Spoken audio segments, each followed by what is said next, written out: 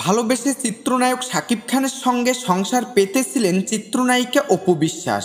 বিয়ের পর লুকিয়ে টানা ৮ বছর সংসার করেন তারা। ২০১৭ সালের ২৭ সেপ্টেম্বর তাদের কোল জুড়ে আসে পুত্র সন্তান আব্রাহাম খান জয়। এরপরই পাল্টে যায় শাকিব অপুর জীবনের মোড়, কারণ সন্তানের বিষয়টি গোপনই রাখতে চেয়েছিলেন অভিনেতা।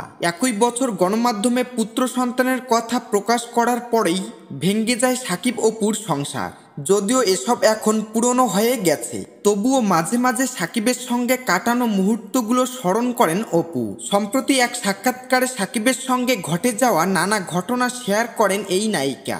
তিনি জানান, একবার নাকি তার সঙ্গে দেখা করতে কিছু না জানিয়ে শিলিগুড়ি গিয়েছিলেন শাকিব। সে ঘটনা বর্ণনা করে অপু বলেন, একদিন ভোরে শাকিবের সহকর্মী আমাকে ফোন দিয়ে জানায় তারা চ্যাংড়াবান্ধা বর্ডারে আছে। আমি বললাম মানে? তখন বিছানা থেকে লাফিয়ে উঠে আমার মেজ বোনকে বললাম শাকিবের কাণ্ড। সে পুরোটা দাদাকে বলল। দাদাও ঘটনা জেনে লাফিয়ে উঠল।